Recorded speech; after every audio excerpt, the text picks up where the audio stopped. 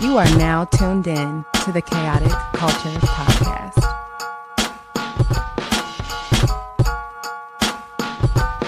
It's the KKP on your mother flipping airways. Hear the name ringing through the halls and the stairways. You were listening to a pod that can segue. All the latest topics guaranteed to fill your headspace. It's a safe place to voice your opinion. Say what you feel just like you're a kid again. Kid to pro and friends, black as obsidian. Chaotic culture, that's the world we living in. So what's the word?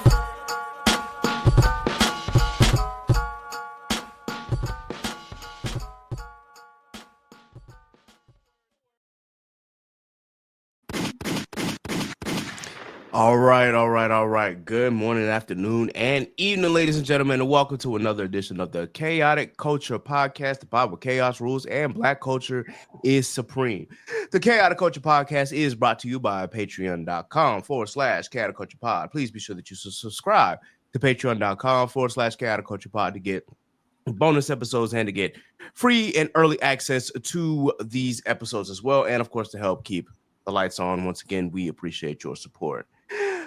Once again, this podcast will deep dive into modern black culture and how millennials, Gen Z, Gen X, and Gen Alpha can navigate the crazy parts from finances, black business highlights, black professionals, community content creators, home ownership, HBCUs, sports, black nerddom, anime, wrestling, and especially black music. If it encompasses black culture, of course, we are going to cover it.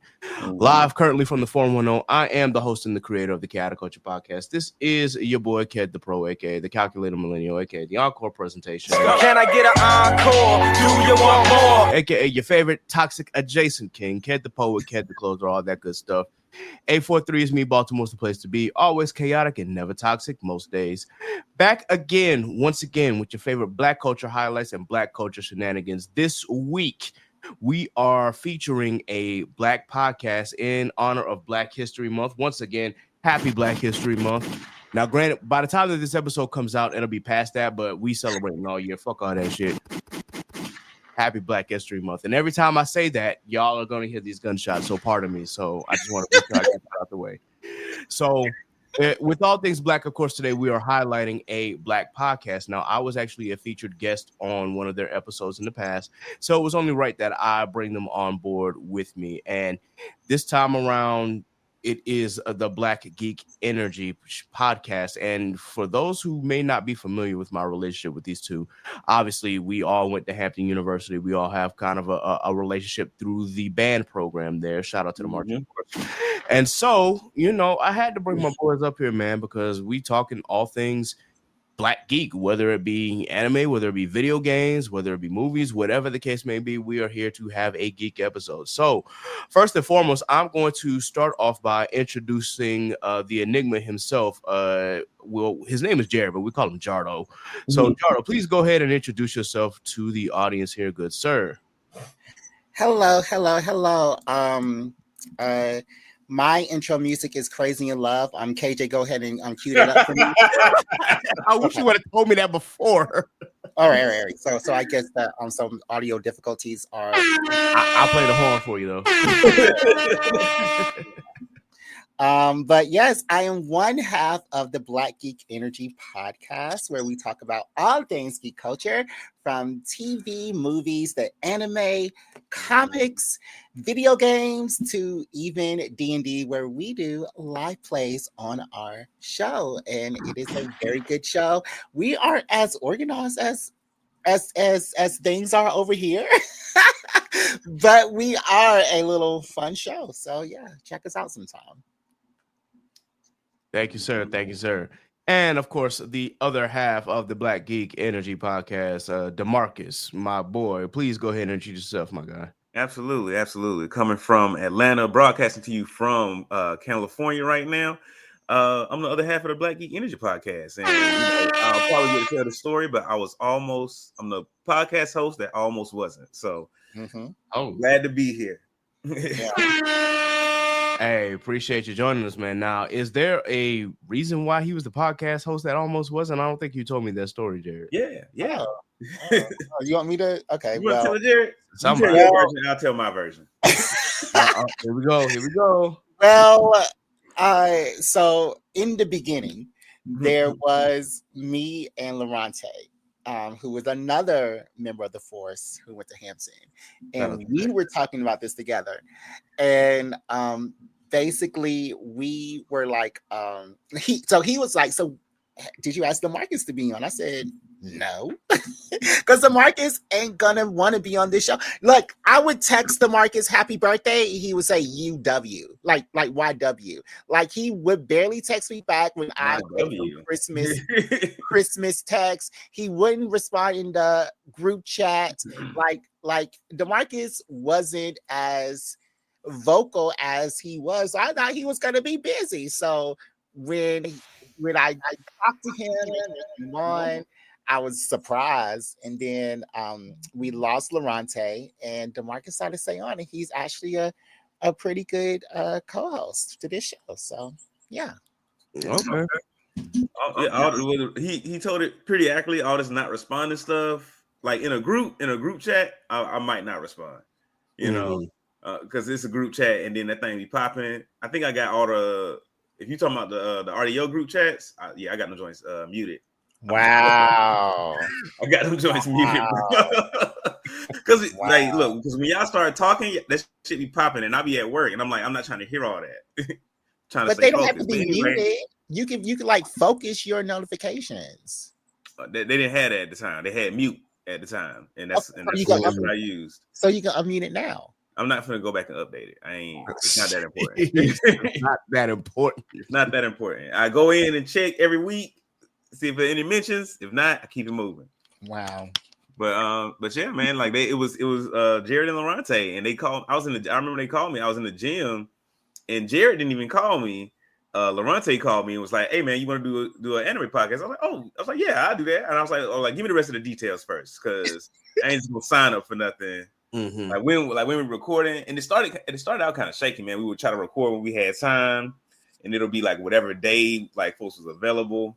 So it could be Tuesday, it could be Sunday, it could be a Saturday night, a Friday. But the longer we did it, the more concrete it got, till we got, we went from recording every Tuesday to recording every Sunday.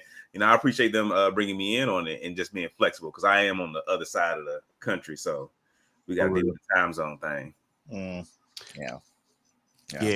Yeah, man. I definitely understand that. Speaking of which, DeMarcus, you in what part of Cali are you in right now? I'm in San Mateo, so about 20-25 minutes south of San Francisco. Okay.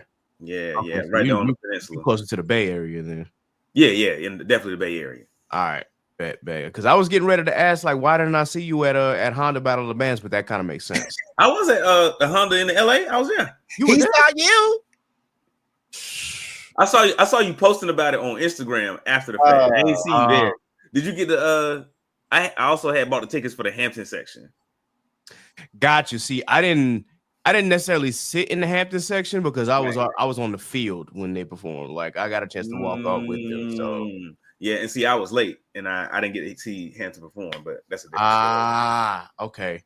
That makes sense. I wish I would have saw you though, because I definitely was going up and down. Now I did see where like all of our friends were usually sitting, but I didn't get to them in time because I was so busy like walking around talking to other people and whatnot. Yeah. But yeah, that makes sense. I got you. But damn, I didn't even know you was out there, KJ. Oh, you could have kicked it with us the whole weekend, man. Had I known, bro. But hey, look, next time it's in LA, I gotta be more mindful because that LA trip was expensive as hell. Yeah. Like, if I wasn't living on the East Coast, on the West Coast already, I probably wouldn't have went. Yeah, it was rough when I came back. I looked at my pockets like, yikes. Okay, well, why did they even do that? Why did they have it in California? Go ahead. I couldn't tell you the exact reason. I just know that they couldn't have it in Atlanta anymore because I knew that Honda and some of the other folks they were working with, they had actually split and whatnot. And then on top of that, because you represent Honda and you're performing in the Mercedes Stadium, that also causes some conflict as well. So now, why all the way out in California? You got me on that one. I don't know. What I've heard about them having it in California, they're trying to do some HBCU evangelizing.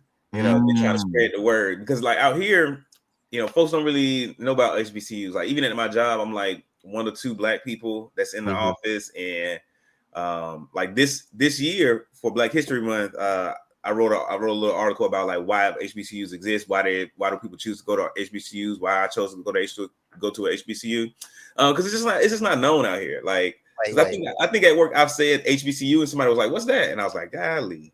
Okay, so you're doing reports for your job on top of your other work, your UI work.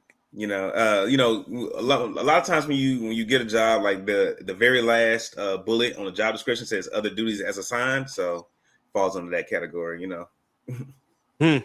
So, like this article was in like the company paper or something, or we do have like a little newsletter, and I think that's where it's gonna go. It's gonna go in a little company newsletter called I think we call it the water cooler. Interesting name. Okay. Well, see, that's my thing. It's not my goal to educate white people on certain things when Google is right there. And when we have had to educate ourselves on white culture all our lives and find out who these people are and do all this stuff. So yeah, educating them is not the tea. So this was a ChatGPT article, right, DeMarcus? No, I wrote it. I mean, I did. I wrote it myself. I don't like to use AI to. If I can write it myself, I don't want to use AI to do it. Like for our D&D campaigns, I'll use AI because that's like that's pages of material I have to come up with.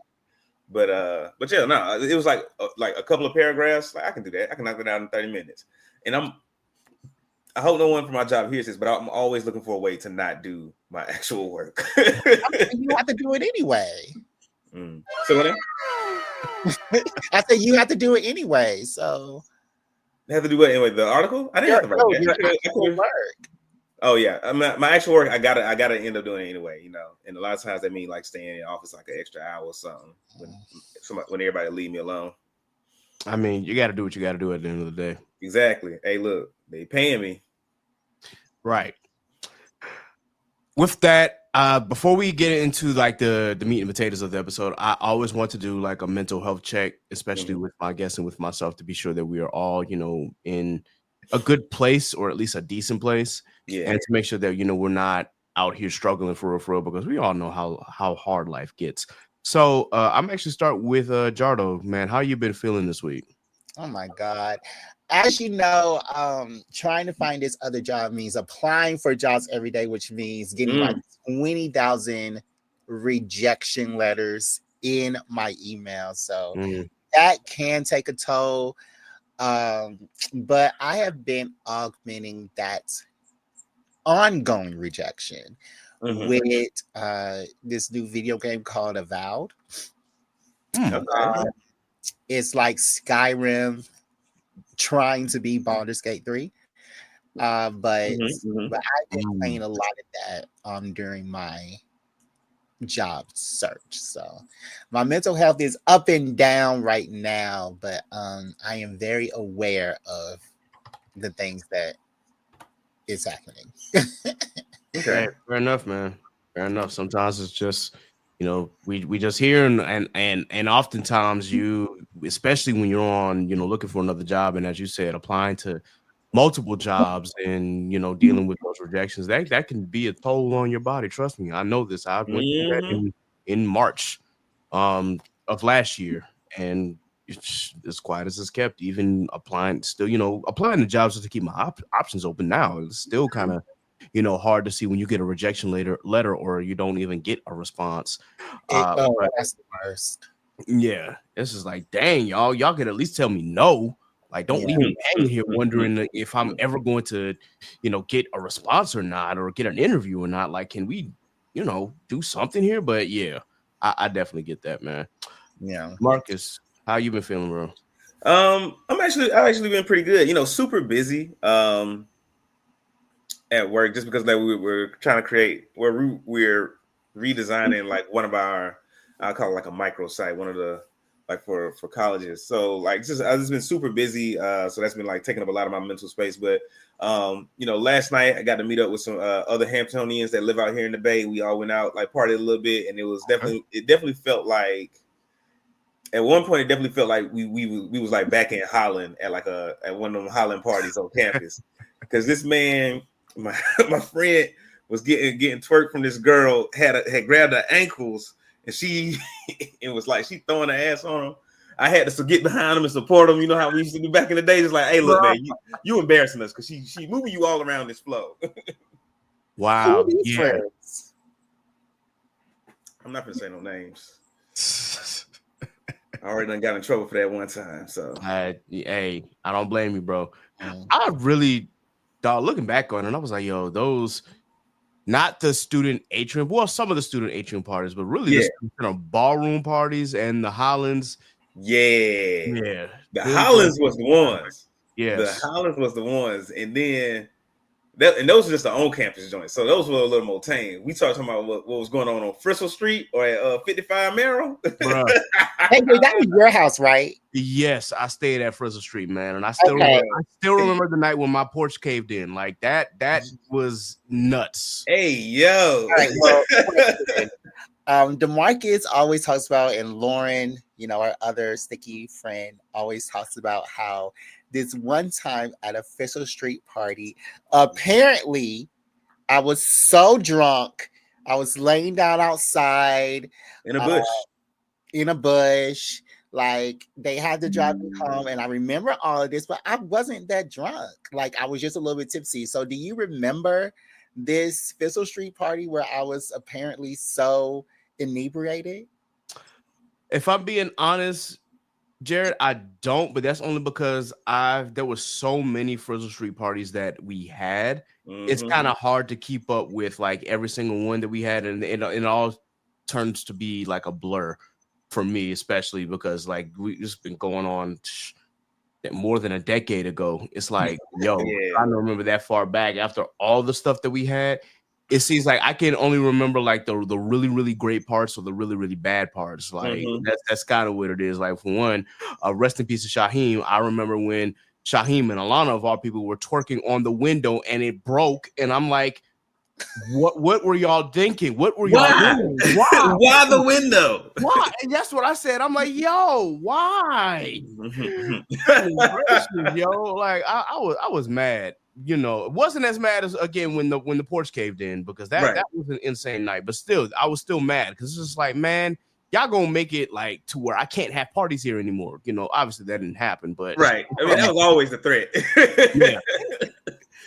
But yeah, and then of course, those 55 Merrill parties, like it was always the police. It's just like, dang. Hey, that was the thing with 55. Like, if you had a party there, the police was getting called. Right.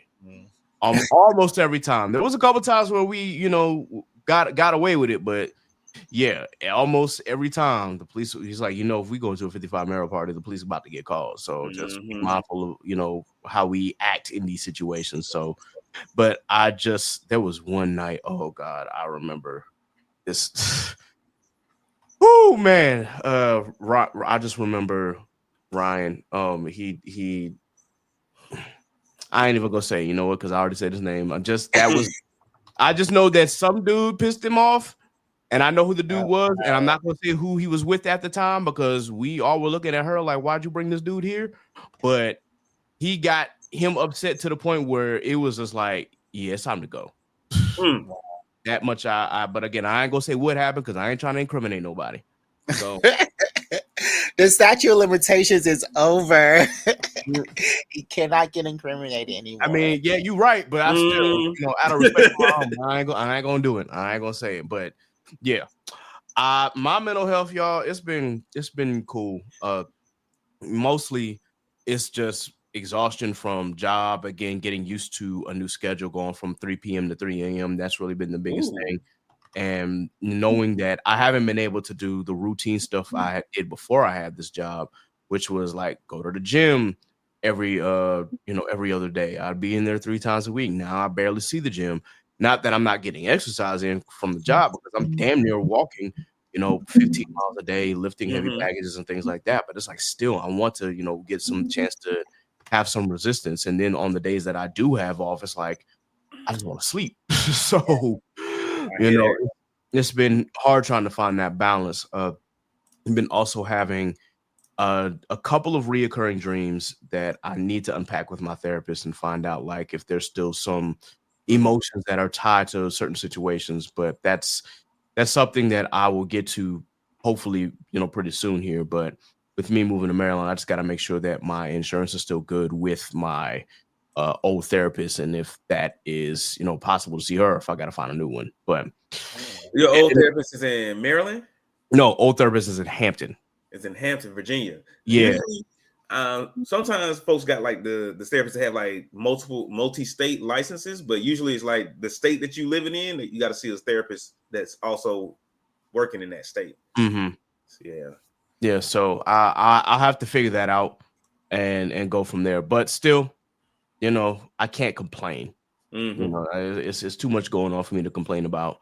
Or there's a lot of stuff I could complain about and just won't, because I'm like, I got to protect my peace. So I'm just gonna, focus on things I can control and focus on things that I enjoy doing for the time being. So that's kind of where I'm at right now.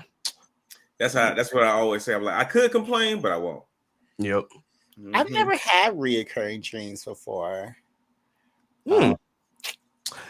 I would say that, for me, and just to kind of give you, like, it's not exactly the same dream, but there's always like one reoccurring element. Excuse me. In that, bless you.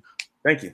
But yeah, it's always one reoccurring element that happens in these dreams, whether it be like a person, or whether it be an event, or whether it be something involving.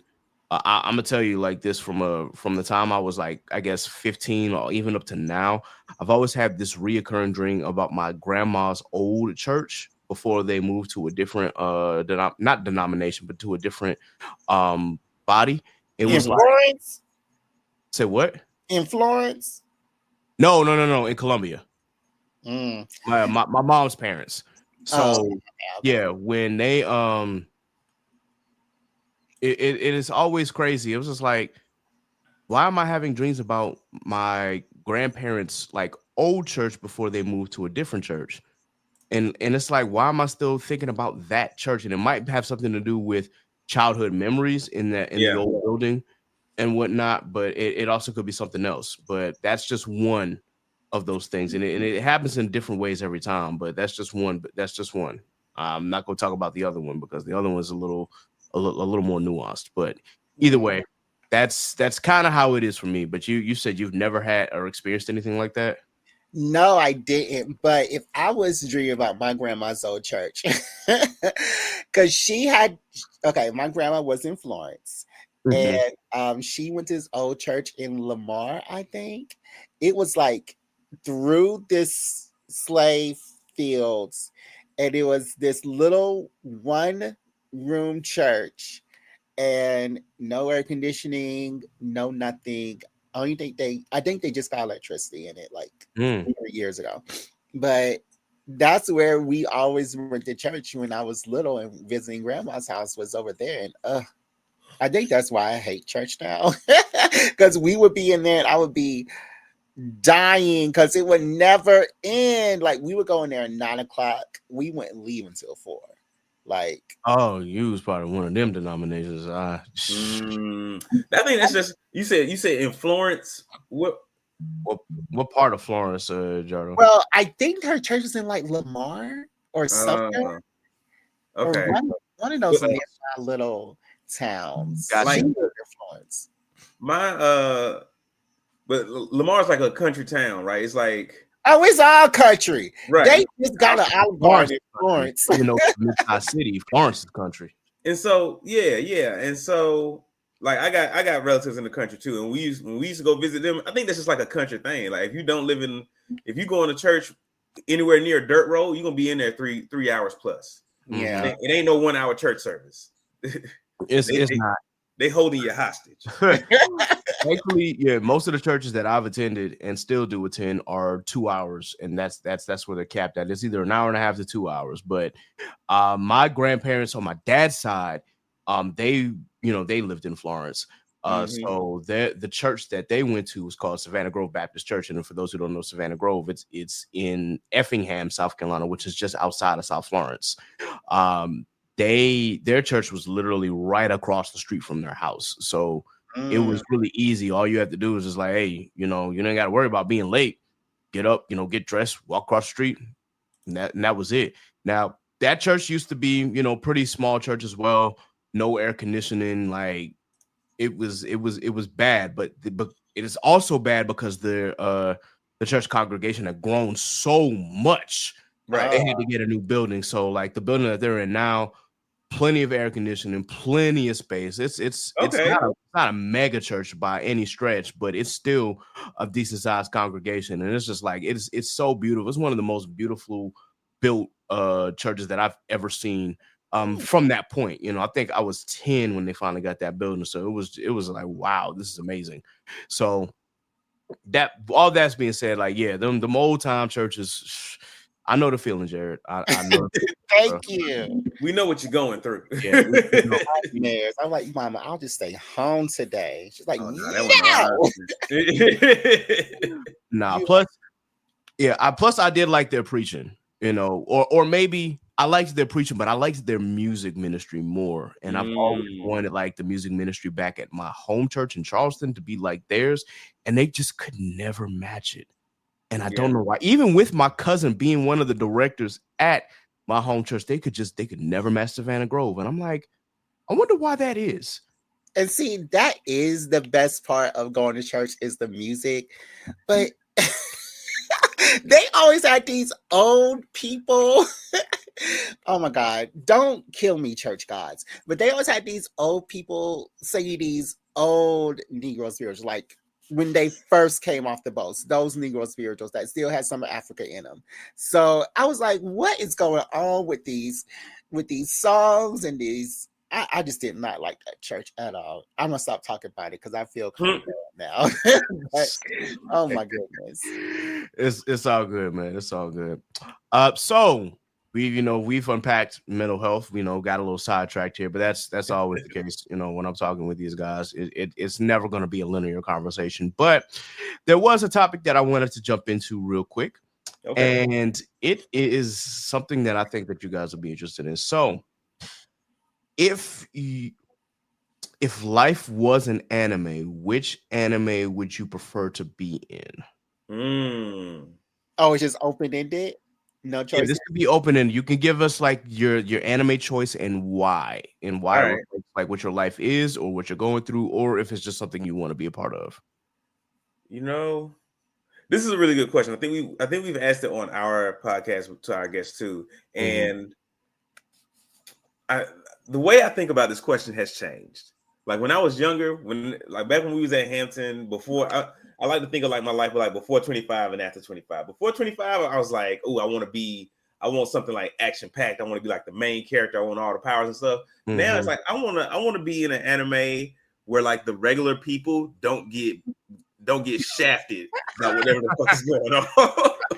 Because I want to be a regular person in an anime. Like we talking Dragon Ball Z. I don't want to do Dragon Ball Z because the regular people, the earth getting blown up every other day. Yeah. I don't want to be a regular person in Dragon Ball Z.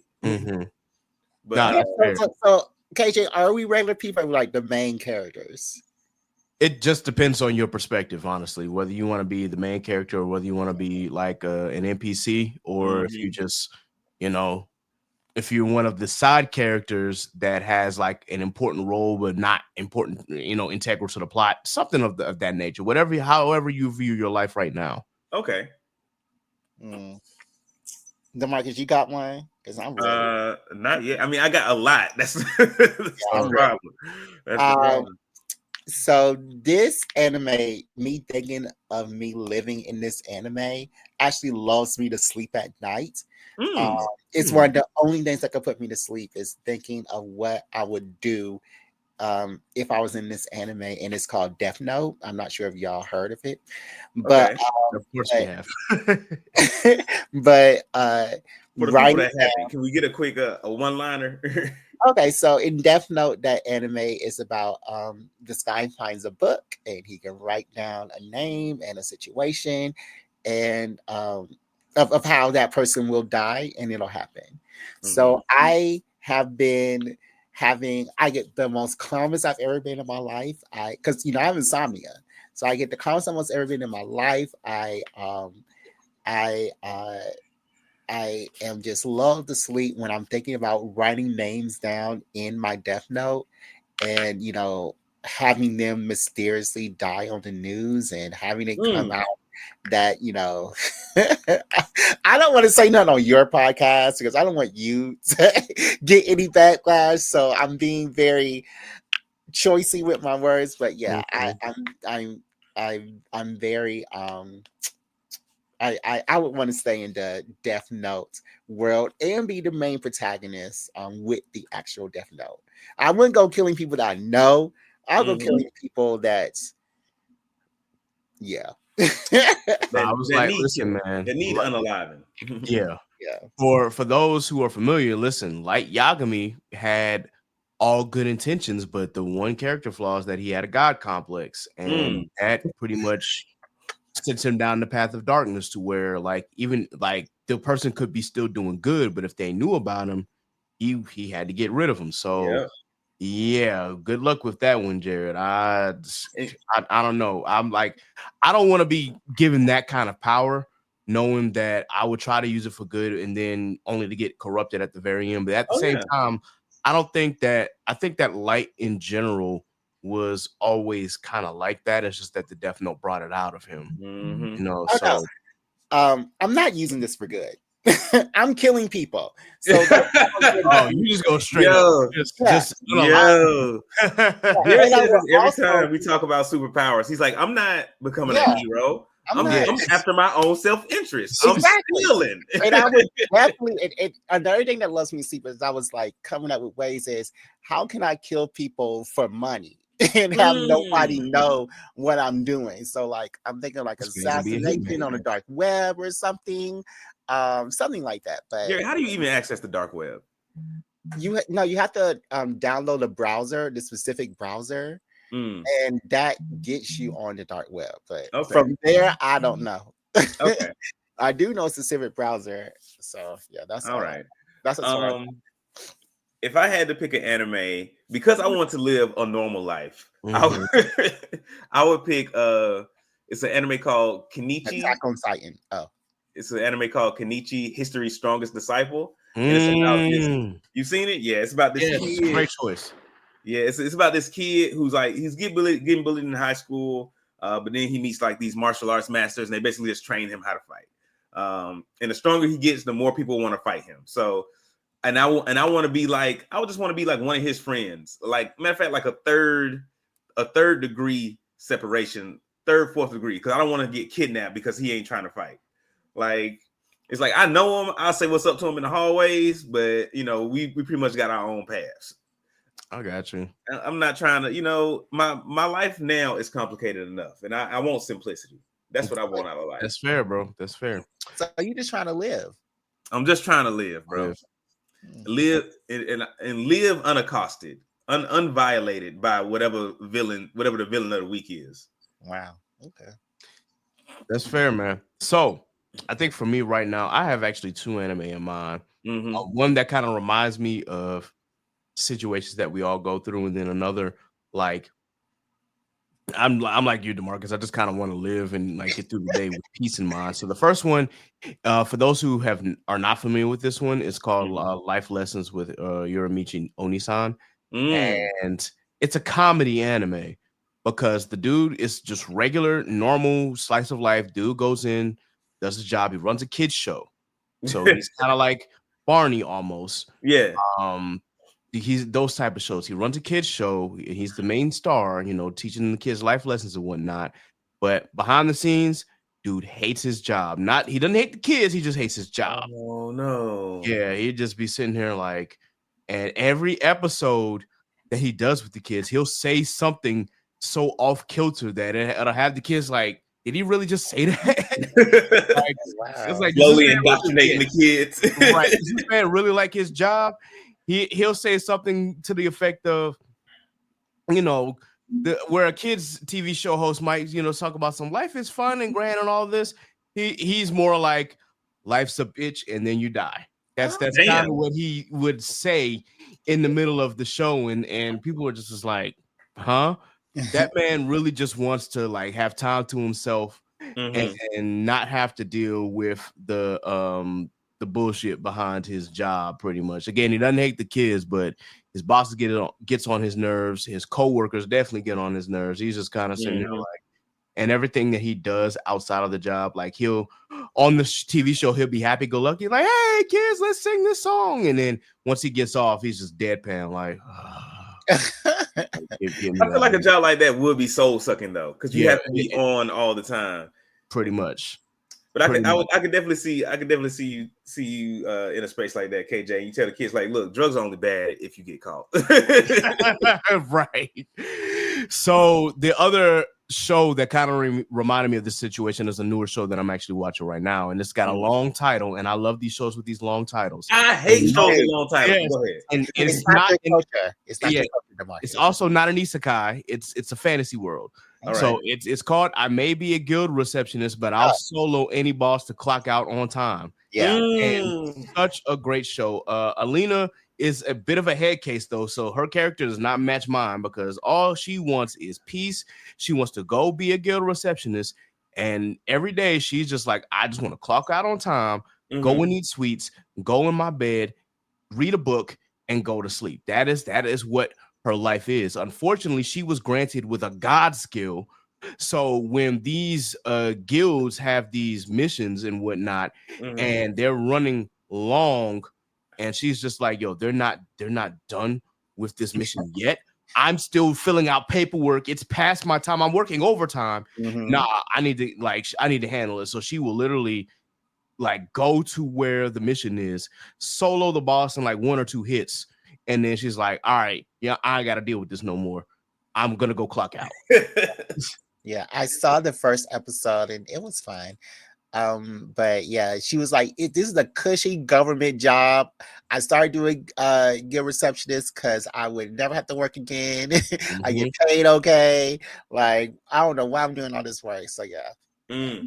Yeah. So which person would you be in that anime? Are you trying to be the receptionist? So I'm not trying to be the receptionist per se, but I would say that my life is kind of reflective of hers. It's like, okay, yeah, I just kind of want to have peace, do what I gotta do, whether it be something that I love, like recording, and then go home. What I really don't like is when extra responsibility is placed on my shoulders when I'm already doing so much as is, and it's just like, y'all gonna make me work twice as hard than I'm already working now.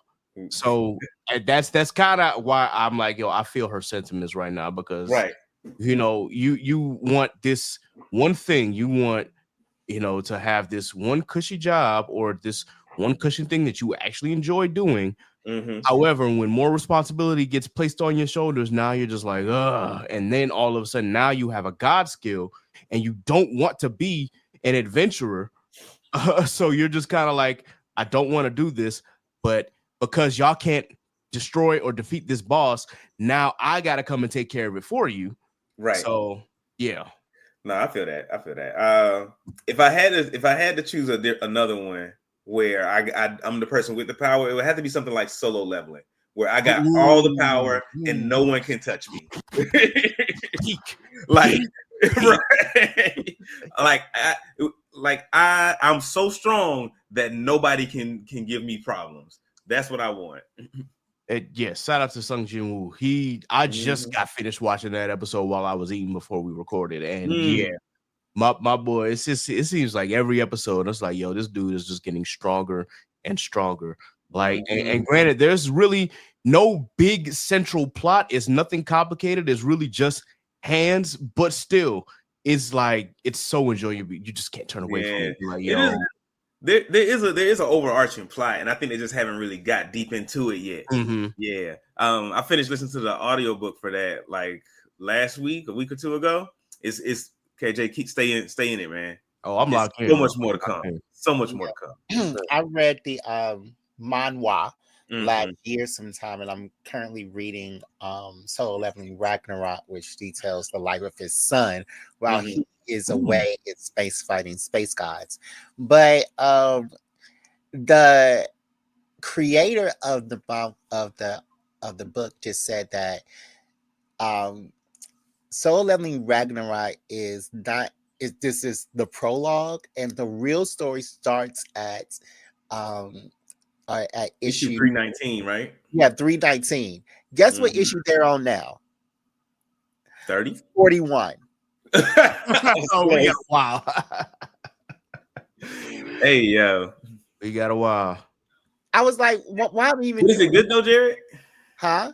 Is it good though? It's enjoyable. It's really good. Okay. Okay. Especially if you like Solo Leveling. It's really, really good. But like Solo Leveling was my first my gateway drug into all this Korean novel. Like I started reading. I thought you said you read The Gamer. Yeah, The Gamer. Solo Necromancy. I'm currently reading Omniscient Reader, and so I'm reading all those portal things coming. A game system starts happening in Korea. Like I'm learning all the little towns in Korea right now. So yeah, that was my first gateway drug into it. Like Soul Leveling is a great book, but I need you to tell me the real story. What you trying to say? Don't let me wait 5,000 years. Yeah, I mean, but I can appreciate that. This is a prologue, but it's still good because I feel like it sounds similar to Boruto, where like once you get like deep into the Boruto story, it gets good. Like I think like there's like a time skip where things get interesting. But before that, it's just like they eating cheeseburgers. It's still good. No, D'Marcus, hold on, Jared. Don't interrupt me. No, it's still don't interrupt me. Jared, you gonna have your time to speak. Don't interrupt me. It was good from episode 1. It was good at episode 1. But like, don't do that. There's like in the beginning, they like eating cheeseburgers and like he's a kid. He's like 12 years old. Yo, when Naruto was a kid, they was in the tuning exams, and Sasuke was about to pull somebody's arms off in episode like 3. No, when Naruto was a kid, he didn't have nobody. He was eating 3-day-old ramen noodles in his house and whooping ass, eating ramen and whooping ass. That was roach infested. And I don't want to. The third. I don't want to see kids enjoying like a simple. You don't life. want to see children enjoying life. You want to see I want to see them struggle. I want to see these ninja children struggle. Wow, that's what I'm here for. I'm here for a story. He says he does not want slice of life. He wants action. Wow. Right. I want hands. There's a lot of. I don't want peace. I want problems. There's a lot of that in Boruto. And listen, as far as Boruto was concerned, I stopped watching the anime only because I was a manga reader and I didn't necessarily like all the filler. I'm like, okay, there's too much filler going on. There's too much filler going on. So I just kept reading. Now, of course, I'm on 2 Blue Vortex, which is the second half. And it's like, okay, things are getting interesting. Some things are still outlandish, but I'm like, you know what? This is Boruto's story. I'm going to give it, the time because I'm already invested at this point. Like I can't go back now. I got to finish it out. So I got to see it. I've tried so many times with Boruto, and I just can't get past the boring parts. Well, yeah, that's why I said it's a better read than it is a better watch. It's a good read and a good watch because I love to feel like you got Sasuke and his wife fighting dinosaurs at a prison. How can you not love that? Why are they fighting dinosaurs? What does that have to do with KJ? What? What? When I saw that, I was like, what? And while he's fighting dinosaurs, Sasuke is finding the words to tell Sakura that he loves him. I mean, that he loves her. Like, because those, like, my biggest thing with Boruto was those matchups.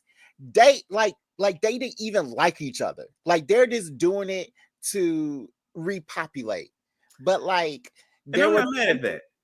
Okay, and like that's an old ninja rule, but if you're gonna you find be your together, wife, you make us some more soldiers. if you're gonna be together, then be together. And Sasuke and Sakura, like they have the potential to have some actual love connection. Like Sasuke's never gonna love nobody like he loves Naruto. Let's get that out of That is true. the picture. That is, I gotta agree with that.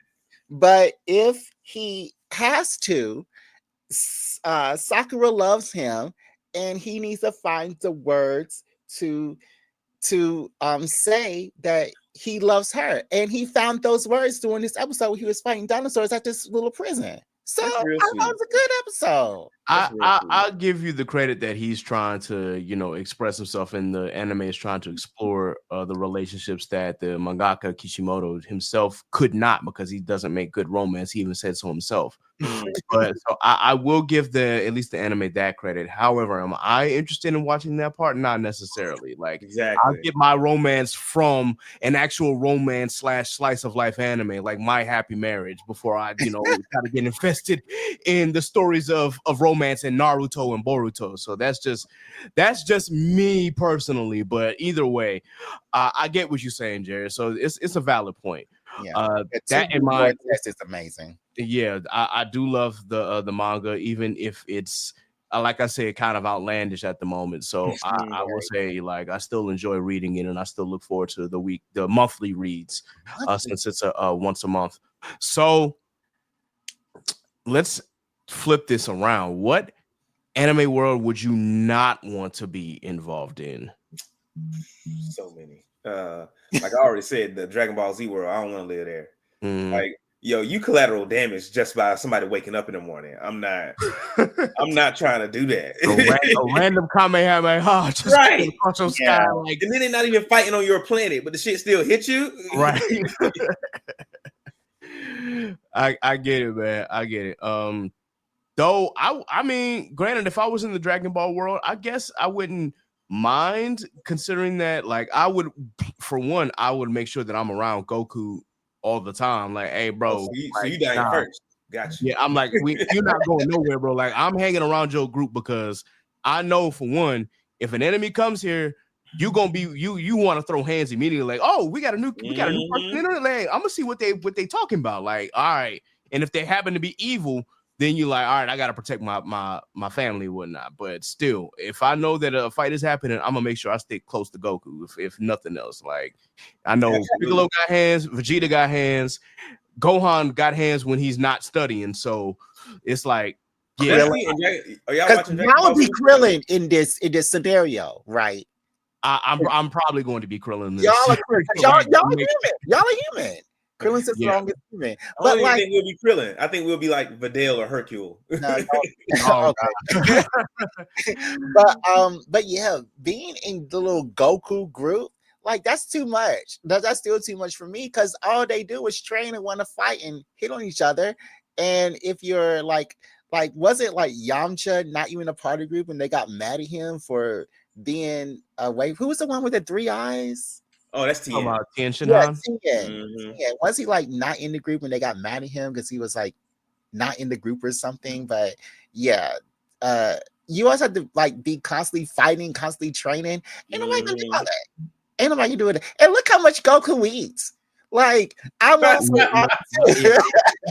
hate to be the cook unless, like, I know Goku got money. So it's just like, all right, well, hey, look. I think we know that he doesn't. I think we've seen. No, yeah, he's technically a poor farmer. Right. We've seen them, like, they be like, we've seen episodes where Chi-Chi is like, yo, struggling to figure out the budget because Goku, Gohan, Goten, all her kids eat too much. Exactly. All the men in her family eating them out of house and home. Like, they literally have to they literally have to have Bulma money to survive, pretty much the way that all 3 of them eat. Bulma gotta be like supporting everybody on everything. Yeah, I think she is. I mean, she's the richest woman on the planet, pretty much. So for me, it has to be the Attack on Titan world.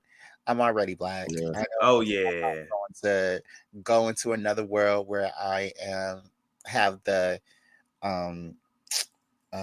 possibility of being an LDN all over again, and the rumbling, even if I wasn't LDN, there was the rumbling and the threat of the rumbling, and and then, like, after the rumbling, only 10% of humans remained alive. No, I thought it was 20. 20. Whatever. Yeah. It's not 100. It's not enough. It's not enough. And knowing me, I would be on the 80%. So no, I'm not trying to be on that. Like, there's no, like, you can't escape the persecution. You can't escape the caste system. You can't escape any of that. So no, I'm not trying to be in the Attack of Titan world. Like, And let's not forget the trauma that the Titans themselves bring. So exactly. I get what you're saying. Me, now I love this anime, and I'm actually wearing this shirt in response to my love. But absolutely, I do not want to be in Jujutsu Kaisen's world. Like at no point. It's nah. I'm sorry. Sukuna can do whatever the hell he want. I'm just like, no, I want no parts. I want no parts of curse energy or reverse curse technique. Nah, bro. It's too much. It's too much. Not only are you gonna die, but they're gonna explain their power, and you're gonna be confused as you die. You have to have a master's degree to understand what's happening. In like a master's degree in mathematics or engineering. Nah, you gotta have a master's degree in philosophy or something. So you gotta have a thinking degree for that one. So like that's my thing. I could do Jujutsu Kaisen. Like I could do Jujutsu Kaisen. It's just the understand. I'm not smart enough to be in Jujutsu Kaisen world. I'm just not as intelligent as I need to be in that world. So yeah. Trying to come up with a curse technique and having, to explain how that curse technique work and how it doesn't work. And it does get confusing at times. Like I still to this day, even after finishing like the manga itself, I'm sitting here still like trying to figure out how exactly did Yuji beat Sukuna. I'm still trying to figure out. I get it, but I'm like, I kind of don't. Yeah, but then I kind of do. It's like, man, I still enjoyed it. It was just one of those things. This is like, damn, this is so confusing. I finished it as well, and like I'm stuck on the comedian's powers because he could literally warp reality to what he wants it to be, but it was so weird because like there was some little asterisks by it. It was just crazy.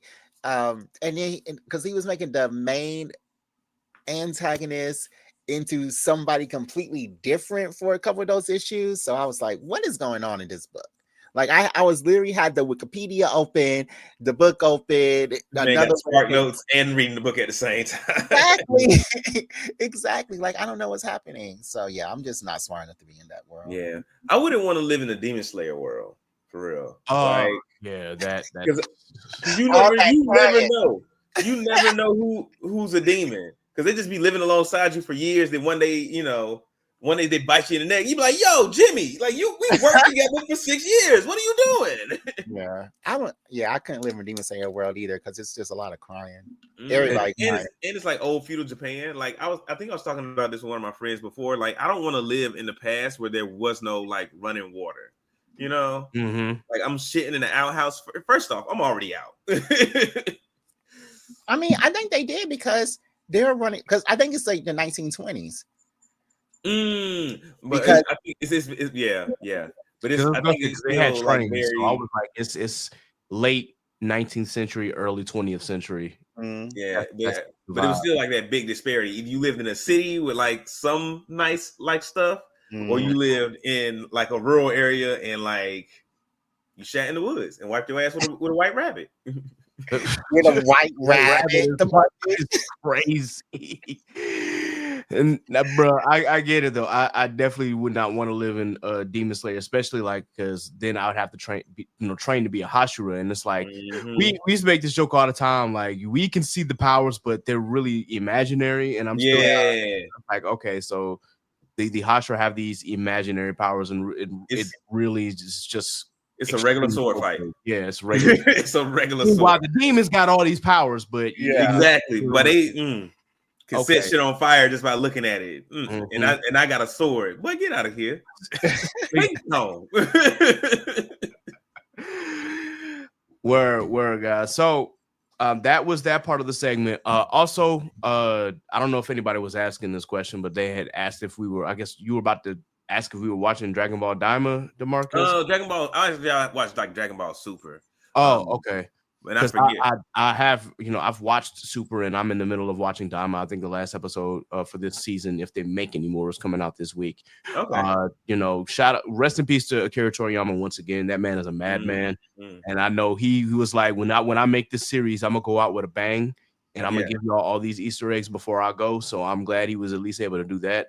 Okay. So, shout out. So what's happening? Because they said like something about Super Saiyan 4 is real now. Like, when was it fake? Because I haven't watched it. So when Super came out, it was determined that GT wasn't canon, or if it was like super far down the line. Mm-hmm. So there was this question on whether GT was canon or not, especially because Toriyama didn't write it, or he had no involvement in it outside of the artwork. So there was always that question. Meanwhile, with Super, we never saw the Super Saiyan 4 transformation. They went straight into the god levels. But in Daima, spoilers for those who are watching, yes, there's a form that internally they're calling Super Saiyan 4. They haven't said what that form was on the show yet, but it wasn't a form that Goku achieved on his own. He had help. But they also explained that there was a difference between like having ki and energy plus, versus having magic. So he was helped by the Namekian that was still living in the demon world to unlock this transformation. Okay. So there's still that thing where it's like, well, will it exist after Daima? We don't know, and it probably won't. But there's that question. And they said this is canon, right? Yeah, it happens right after the Buu saga. Yeah, because like he wished to be kids. Goku wished to be a child.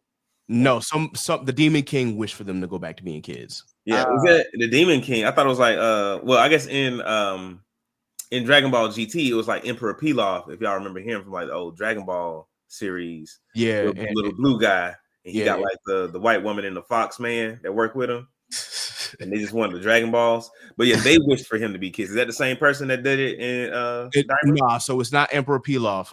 Emperor Pilaf in GT accidentally did wish for Goku to turn back to being a kid with the Black Star Dragon Balls. With Demon King Goma, he took the place of Demon King Dabura from the Buu saga, and he saw that Goku beat Majin Buu. So when they made the wish, he was just trying to figure out, okay, what do I really want the wish for? Because he had a couple of things. So he was like, okay, well, this dragon can grant multiple wishes. So let's start with, turning the Z Fighters back into kids. And pretty much it made everybody young again. But then Shenron was like, you're not a regular. You only get one. I'm out. So they went back in time, or they just regressed? No, they just turned them. He just turned them back into kids. He didn't rewind time. He just made them small. He just like they are physically children, but that's about it. They still have the same power levels. They still have. So yeah, they're nerfed, but they're not like super nerfed, if that makes any sense. I mean, they're still incredibly strong, but because they're kids, obviously they don't have an adult body, so it's not like they're at their peak, but they're still incredibly strong. Like Goku and Vegeta can still turn Super Saiyan, and even Super Saiyan 3 at their sizes. They're just not as strong as they would be as adults. Yeah. But when they turned 4, they were like back to being adults, right? There was another wish that was made, against spoiler alerts, that did turn them back into adults. Yeah. Okay. Dragon Ball Daima. Yeah, it's a very interesting watch, because for me, it's like, there are some things that might have been retconned, a couple of things, but at the same time, it's Dragon Ball, and Toriyama did not remember half the stuff that he did. So it's kind of like, all right, well, it's still a great series, still a fun series. And that's something my bad. That's something that bothers me. Like when you're writing something, and I understand, like he's been writing Dragon Ball for decades. But like you gotta have like some notes or some highlights or something where you can like remember like the big plot points that you've already put into this story. Because us as fans watching it, we gonna remember. We remember everything that every character's ever said. I mean, that's not fair, because even with like X-Men, there are continuously retcons upon retcons. Like I know that just recently in the comic, Magneto said, well, the only reason I did the Brotherhood of Evil Mutants was because Xavier was doing the good side, and I just want to have a bad side for the humans to root against so that Xavier's side would win. It's like, that doesn't make any sense because they still didn't like no side. So exactly. No, you did. That's what he said, the where the Brotherhood of Evil Mutants came from. So like there's always been retcons. I'm not even. Well, I think in like with American comic books, I'm more forgiving of like retcons and stuff like that because they got a different writer every year on that shit. So well, every 6 months, really. Exactly. So I can understand. It's like, oh, we're not getting the same. This is not, Stan Lee's and Jack Kirby's X-Men. This is Jonathan Hickman's X-Men or something like that. But then that's what you have editors for. Like but then you got a different editor in there every few years. Like the people change. This is not like, it's not Akira Toriyama writing Dragon Ball Z all his life. It's Marvel, the company, creating this product, and the people creating within Marvel change all the time. So you are giving more leeway to the actual company giving retcons than to the creator and the originator of an icon giving a retcon on his. Yeah, because I think that's not fair. That's backwards. Listen. Now let me explain. Because I think if it's the same person writing it all the time, if I'm writing a story all the time, I should know what story I've written.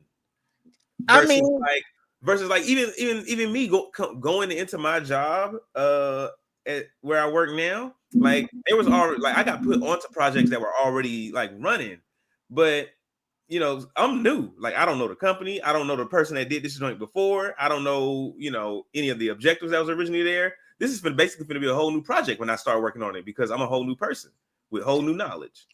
DeMarcus, if I wrote something 30 years ago, no fans are gonna keep me beholden to that one little tidbit of thing that I wrote 30 years ago. If I want to change something on my character, like, it's your prerogative.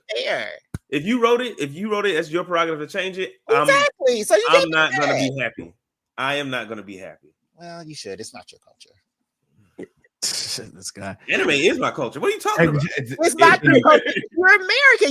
Your culture is magic. No. Anime. I think at this point, anime is like a big part of American culture. Like I've grown up watching anime. No, I've been watching anime. There are anime I have watched. Because you have black friends doesn't mean that you're not a racist, DeMarcus. Say what? Just because you have black friends doesn't mean you're not a racist. Where did this come from? Exactly. because you know AJ, a lot of anime doesn't mean that you are Japanese. I didn't say I was Japanese. But as I said, that's not your culture.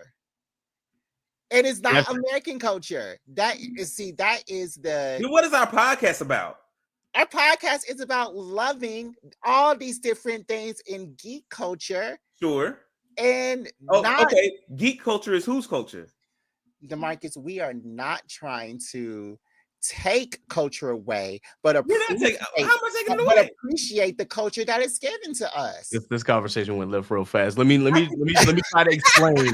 I can love something and be critical of it, and I think that is the best way to love something is to be critical of it. Yes, because if you blind love just leads to bullshit. Okay, but anime is not your culture. That's all I'm saying. Anime is not American culture. And anime is specifically, yes, it came from Japanese culture. Yes, we understand that. We're not, but I think what DeMarcus was trying to say that anime has become an integral part of geek and black culture in the sense that we're not necessarily a part of it. We're not the originators. We're not Japanese. We're not trying to misappropriate, or we're not trying to be colonizers in this culture. We just want to enjoy the things that we love, but also still critique it. So granted, whether that's our lifestyle or not, again, we're not here to have appropriation for it. It's just we appreciate it. I think that's what we were trying to understand, though, as Jared was trying to say, is that, this is what it's, granted, we're not Japanese artists or mangakas or anything like that, so it's not something that was a part of our culture as far as how we grew up and some of the things that we learned. But in terms of what DeMarcus was saying, like, one artist writing for one series up until his passing versus multiple storyline beats and artists coming in to maybe change the story of one comic book character that was written by one person. It can vary. Like, that's why there's a lot of conversation going on with Dragon Ball Super the manga, because Akira Toriyama technically didn't write Super. Toyo Taro did, but he was still involved.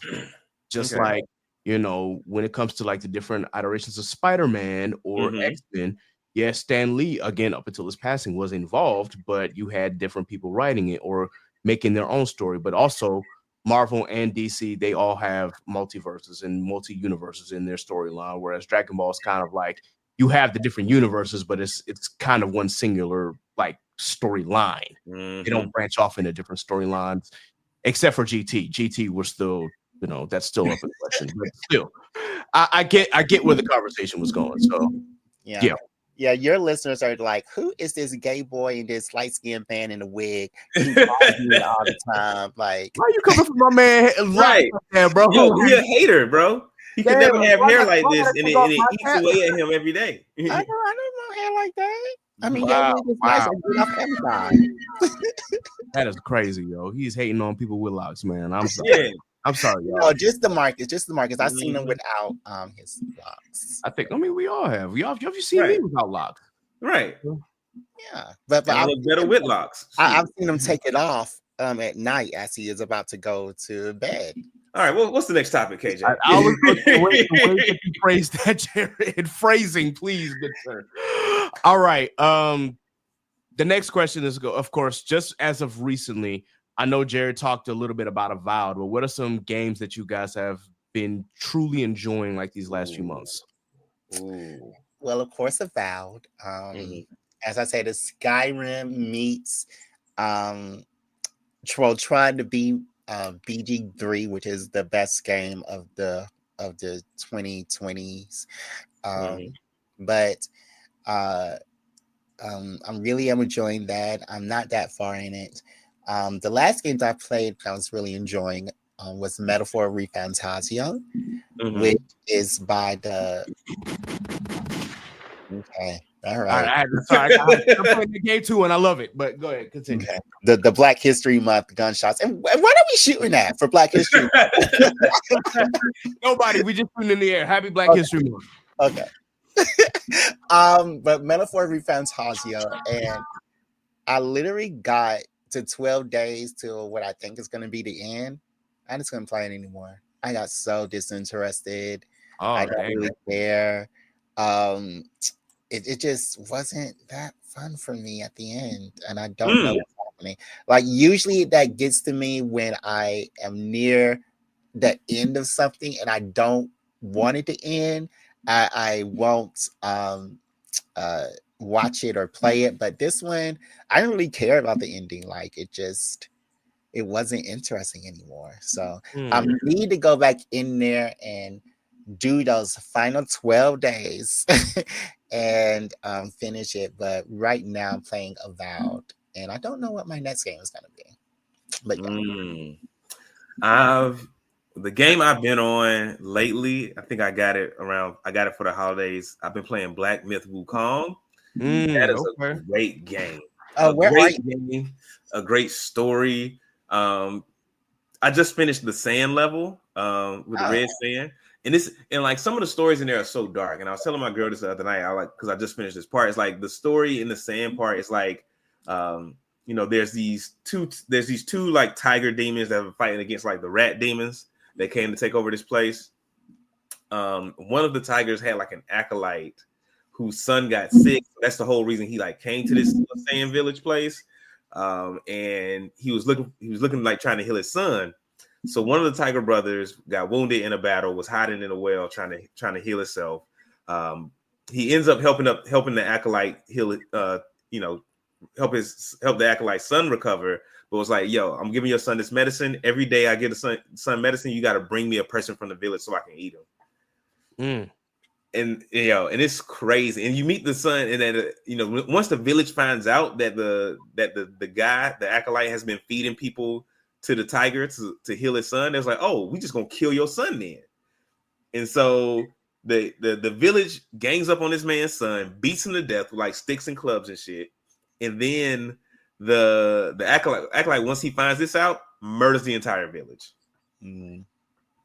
So what kind of player are you? Because I didn't play Black Myth Wukong, but I did watch our other friend, the Velvet Wave Shinobi on Twitch. I did watch him play it there. Oh shoot. Rosa Parks. I don't think Rosa Parks had anything to do with guns, but okay. yeah. Every time I hear a gun, I'm just gonna say a Black history person. But so what kind of Black Myth Wukong player are you? Are you just like a go straight for the goal, or are you like a look at every nook and cranny for every definitely that collectible one. And definitely that one. Okay. I'm exploring everything. I'm like I know what, at a certain point in this sand level, it's like, oh, I know what I got to do now. I found the final boss. I was like, but I'm not gonna fight him yet. I'm gonna go try to find everything that I haven't completed on this level before I move on. So did you find the secret hidden boss in the same level? The secret hidden boss? I found like a few secret bosses on the hidden level. Yeah. There's this boss, he's like behind this wall that you can break or something. No, behind a wall of sand? No, because you have to get this other boss to break this wall. Oh yeah, so that boss is not on the sand level. That boss is on like the first level, the forest level. But you need there's an item behind that wall that you need. So you got to get the boss to break it, or break the wall yourself. You can break it yourself. You got to get the boss to break that wall, get the item, go back to the first stage, the forest level, and then go behind the waterfall, and that's when you fight that secret boss there. But yeah. Yep, did it all. I've done it all. So far, I'm at 100% completion on this game. Oh, okay. That's what's up, man. Shout out. Big shout out to you completing the game. I wanted to buy the game, but I didn't have enough. I just didn't have enough on my PS5. And speaking of that, I didn't have enough space. And speaking of that just reminded me of my damn hard drive. So I don't know what happened, but it doesn't work anymore. And I've got so much files on your internal hard drive? External hard drive got damaged. Internal is fine. It's just that I moved so many of the games that I played to my external hard drive. And so a lot of it is games that I've completed, but then there was some that I did not complete. And I'm just like, oh shit. Okay, so I'm gonna see if I can take it to Geek Squad, see if they can, fix it. But if they can't, then I'm like, well, I'm cooked. I'm gonna have to re-download all these other games and get a bigger external hard drive and just start from scratch. Doesn't PS5 do like the cloud saving joint? I don't know. I have to look that up to see if they did. I think it is in the cloud still, but I still have to find a way to play, because again, there's a lot of stuff on my internal hard drive. It's like, well, I won't be able to access it until I move something, and then I can download it again, and hopefully I'll be able to play it and not have to worry about starting from the very beginning of some of those games. But yeah, it was just like, dang, my Street Fighter file is on there, and I that's one of my favorite fighting games these past couple years. And I'm a Mortal Kombat head, and I would thoroughly say like Street Fighter and Tekken unfortunately have passed Mortal Kombat, at least in this fighting game season, and that's really difficult for me to say, but yeah. So still, and I still have my Tekken file on there, so I'm like, all right, I can hop on that whenever I want to. But the Street Fighter one, I was really like kind of bummed about. I was like, dang, I was making such a good progress, and Street Fighter is actually the worst fighting game that I play out of all of that. Like, I'm great at Mortal Kombat, but Street Fighter, I'm still kind of I'm a noob, but I still play.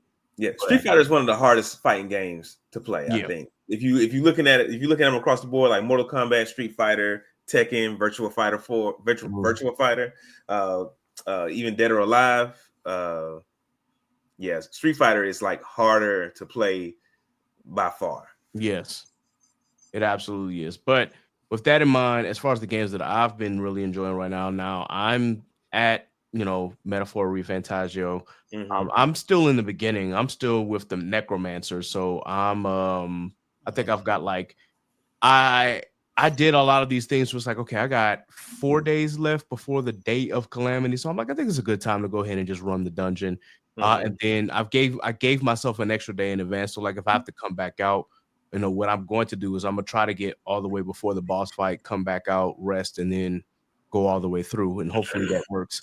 But I'm like 3/4 near at the end of the dungeon, so I'm close to where I am because I've been watching the the watches and whatnot as far as like the gameplays on YouTube and whatnot, just to kind of get hints on what to do and what not to do. Because I used to be really big on like RPGs, and I'd have like the book right there, like, okay, where do I go to like to do this? Oh, I go here. Oh, I could go here and whatnot, especially with Kingdom Hearts. Speaking of which, I decided to re-download Kingdom Hearts 1.5 and 2.5 remix. Okay. And I've been playing Kingdom Hearts 2.5 final mix.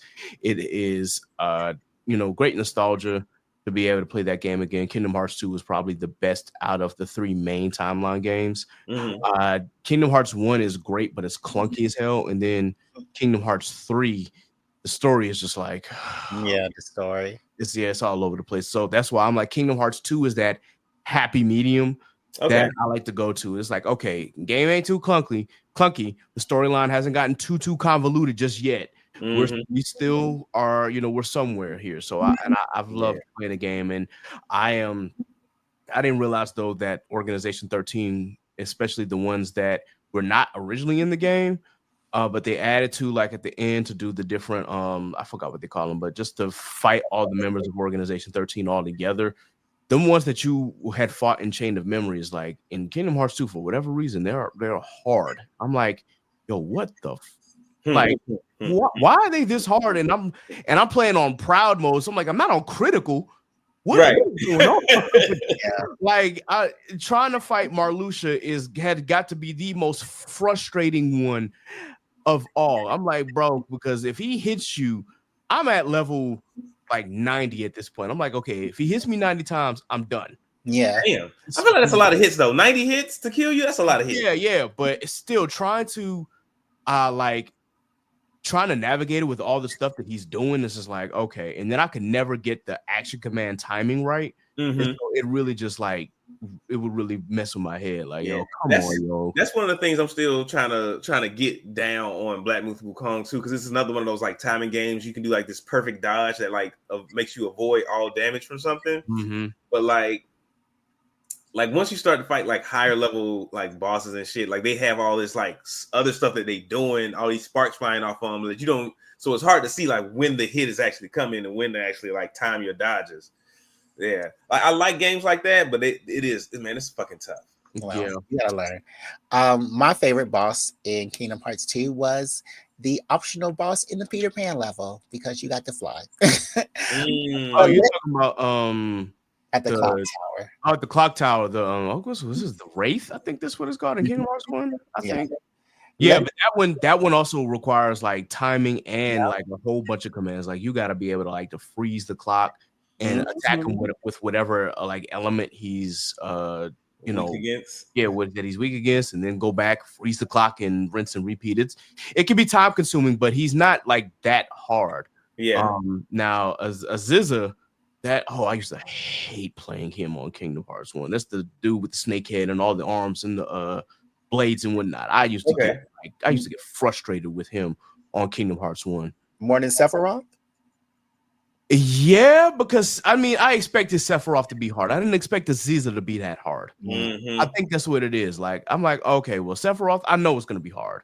I know what I'm dealing with. With him, I was literally the first time I'm playing him, I'm like, oh, I got a good rhythm. Next thing I know, I'm dead. I literally used to rage quit fighting him. Yeah. But anyway, now in Kingdom Hearts 2. I want to get to the Lingering Will, so I know that's probably going to be like the hardest boss of almost any Kingdom Hearts game, with the exception of like maybe a couple of others. But I heard the Lingering Will is just really like he's frustrating. So yeah. But I know I have to beat like all the Mushroom 13, and then I gotta fight all of Organization 13 again before I can get to the Lingering Will. So, okay. Now let me ask you before Refund. Did you fight the dragon? I didn't. Yeah. And that was when I first started hating this game. Mhm. How it made you. It kept saying, "Don't go wake up the dragon," and then you look, and the flaming sword that you use for over half the game until the end is right there by the dragon, and it's like 60 hit points.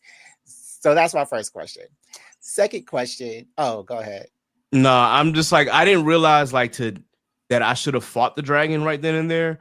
Until like later. Like then I had an some I forgot what YouTube channel was. It was like, no, you should have fought the dragon. I'm like, Exactly. why didn't anybody tell me that? The game made it seem like I should not. Like I thought that if I woke up the dragon, I was like it was an instant, KO, like game over, try again. But Yeah, because you're level 5 or something. right. And I play a lot of D&D, and the thing is, you don't fight dragons unless you're ready. Mhm. Okay, my second question is, because I think that this messed me up with Metaphor Refresatio, why it's not as fun. But I always waited until the day right before. Like I would do everything or try to cram in everything I could. Because you said you waited like 4 days. No, I went the day right before. It was me against time. But I was trying to get everything. So now I'm like, all of my people are leveled up. I got my whole crown is leveled up. Like everything is leveled up, and I got all these extra days and nothing to do in them. So it's like it's not fun anymore. Like I have no more dungeons. I have no more optional dungeons. I have nothing to do with all this extra time. So I think that's what messed me up. So yeah. I see. Well, I know for me, like when I play it again, which will probably be tomorrow, I'm going to make sure that I take my time with it, and I'll probably like do things here and there. But I did want to like, I like fighting in all. I will any enemy encounter I see, I'm fighting. Like I do not run away from the hands. So that's one of the my biggest things is just like any fight that I see, I'm not going to run away from. Except for again that dragon fight, but again I thought it was a game over kind of situation, not if you fight you actually get a chance to get this incredibly strong weapon. Had I known that, I would have like let's go. But either way, I'm definitely I'm taking the approach of go into the dungeon, complete as much as possible, go back out, rest, go back in. That's kind of where I'm at. No, that was days. I didn't have that. I only had 1 day, so I had to go in there and do it. I just had 1 day. I'm like, yo, I got a few more days. I'm gonna do this. I'm gonna get some weapons. I'm gonna talk to these people. I'm gonna do these situations and scenarios. If it's not time consuming, and if it is, it's like I'll come back to it later. But yeah, that's kind of the approach I'm taking. Go in, get a certain point, come back out, rest, and tackle it again until I can get to the very end. So. Yep. That's why I guess I'm having fun with it, because it allows me to be like, do I really want to go in? Like, how do I want to approach this fight? Do I really want to use this specific power, or do I want to use like the synthesis when I'm fighting, or do I want to? I'm coming up with different plans, because again, when I play RPGs, I have a tendency to overthink my strategies. So I'm like, if this strategy don't work, I got this in my back pocket, or I got this one in my back pocket in case that don't work. So yeah, that's probably why I struggled a little bit. Not struggled, but it's probably why I hadn't got a chance to touch Final Fantasy 16 the way that I wanted to. But that's only because like I'm thinking of so many different games to play, and also because you said it's the worst. The worst, and I'm a lover of Final Fantasy. Oh, I've been there since 8, went back to 6, and I love every game. Final Fantasy is a travesty upon the name. It's a travesty upon the name. All they had to do was not split up those teams, because if they had the combat system of Forsaken and the story in Final Fantasy, it would have been so much better. But they did some easy peasy combat system for Final Fantasy. There's no status effects. You can't heal yourself. It is. Oh, I didn't know that. I haven't gotten that far. Horrible. It is horrible. Like, don't even play it. It's not worth it. it's not nothing on the name. Like, it is a horrible game. The only good thing is, of course, the battle music, and it's not even the original composer for Final Fantasy that I love. So I do not play Final Fantasy 16. It's not your culture, Jared. Final Fantasy lover. This man said But it's not your culture. Well, wow. no, I'm appreciative of the culture. I'm appreciative of the game. I'm not appreciative of that game. But it's not your culture. Okay. You should just play it. And I did play it. You should just play it. I and enjoy it. did play it. He did not like it. And I hated it. I hated that game. I got you. Shit. This make me want to go back and play 15, man. I enjoyed 15. Me too. The brothers. Yeah, that was crazy. And I didn't even complete like all the different side missions in 15. It's like, yo, I want to really 100% this game one day. So I'm gonna probably re-download it on my PS5 and just play from the beginning, and then have and play all the story elements that come with it, because that was a fun Final Fantasy. Yeah, I didn't do all the DLC. Well, I also have to play Rebirth. I haven't I got Rebirth yet. I've got a lot of Final Fantasy stuff that I really want to do. I just haven't hadn't had time to get to. So that's my thing. On my list. If I start playing a game and I can tell when I start playing that this is going to be like a 100-hour plus game, I'd be like, oh. I say I gotta stop, because I gotta make sure I am like fully mentally prepared to invest the next 3 months of my life into trying to beat this game. And that's if I'm playing consistently, like every day or every weekend, which I'm probably not at this point. I mean, Black Myth Wukong is 100, maybe even 90-hour. Yeah, I feel like Black Myth Wukong is a little shorter. I mean, but you keep dying. No, I'm good. I feel like that's a part of the game. Let me take that back. It's a game where you're supposed to die to figure out the enemy. So yeah, I mean, but and that is frustrating. Like I be like what KJ was describing earlier, when he be rage quitting. I'm like, come the fuck on! Like, how the fuck did he do that? Because there was one boss I was fighting. I was just like, yo, like he was not doing that before. Like I fought him 3 times. Wow. Yeah. Crazy, man. Crazy. I'm trying to remember all the people that I rage quit on, as far as like bosses and whatnot. And I know one, Final Fantasy X, which is probably one of my top Final Fantasy games. Yeah. Seymour used to piss me off.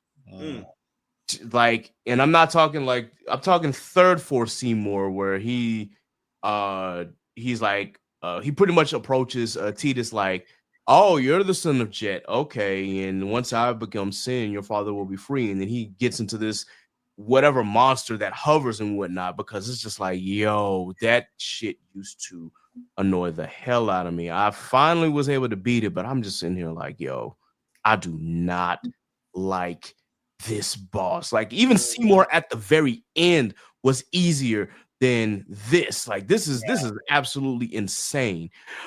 So yeah, that was the part where I rage quit at Final Fantasy X, and it was when I was trying to get everybody's ultimate weapons. And to get Tidus's ultimate weapon, they make you do this chocobo race.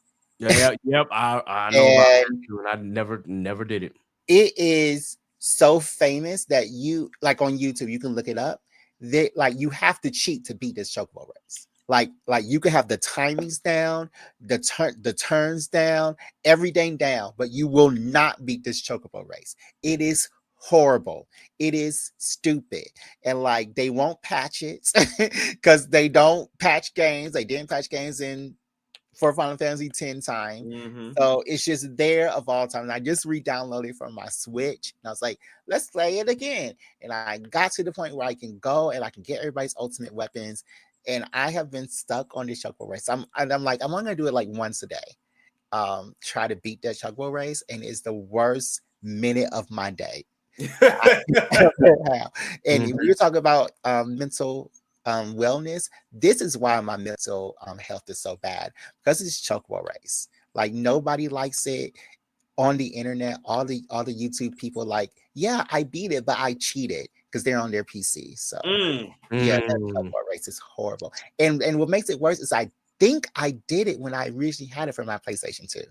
I think I did it, but yeah. I'm gonna re-download it and try to 100% it, just because I'm like, you know what, I'm gonna get everybody's ultimate weapon. I'm gonna try to get all of the summonings and whatnot. The one thing that used to frustrate me was because I didn't do whenever we got to Bahamut's temple, obviously I didn't do the little thing that would allow me to eventually get anima, but I was like, and of course you can't go back. So at least with that particular temple, so it used to really frustrate me with that. So So yeah, I'm gonna try it again, and this time I'm gonna follow the steps to a T. And like, no, I'm getting everything and everybody and everybody's ultimate weapon, and hopefully I'll be able to, enjoy the fruits of my labor. But I don't want to get into too many details about how many times we rage quit whenever we faced the boss, unless there was one more that everybody else wanted to talk about.